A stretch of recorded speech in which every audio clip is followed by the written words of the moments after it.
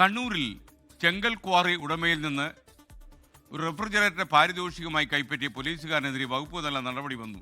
Kannavam police സ്റ്റേഷനിലെ SI ഷഫാത്ത് മുബാറക്കിനെയാണ് ഇപ്പോൾ സ്ഥലം മാറ്റിയിരിക്കുന്നത്. അജീഷ് ജയകുമാർ ചെയ്യുന്നു കണ്ണൂരിൽ നിന്ന്. പറയൂ അജീഷ്. ISK ഈ നവംബർ 1, 2 തീയതികളിൽ കണ്ണവം പോലീസ് സ്റ്റേഷൻ പരിധിയിൽ വിജിലൻസിന്റെ ഒരു പരിശോധന നടത്തിയിരുന്നു. വിജിലൻസ് DYSPയുടെ നേതൃത്വത്തിലാണ് ഈ പരിശോധന നടന്നത്. അത് കണ്ണവം പോലീസിലെ ചില ഉദ്യോഗസ്ഥർ കൈക്കൂലി വാങ്ങുന്നു എന്നുള്ള ഒരു ആരോപണത്തെ തുടർന്ന് ഒരു പരാതിയെ തുടർന്നായിരുന്നു പരിശോധന നടത്തിയത്.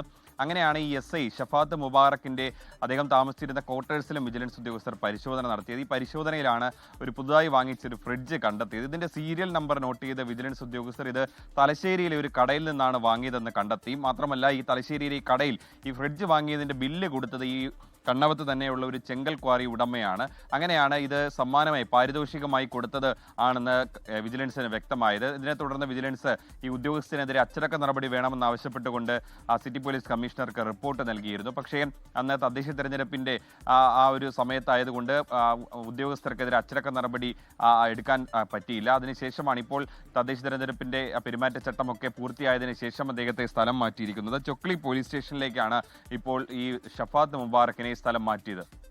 ലോകത്തെവിടെയായാലും ഏത് സമയത്തും 24 വാർത്തകളും ഓഗ്മെന്റഡ് റിയാലിറ്റി പാക്കേജുകളും എക്സ്പ്ലെയിനറുകളും വിശദമായി കാണാൻ ഞങ്ങളുടെ YouTube ചാനൽ നിങ്ങൾക്ക് സബ്സ്ക്രൈബ് ചെയ്യാം.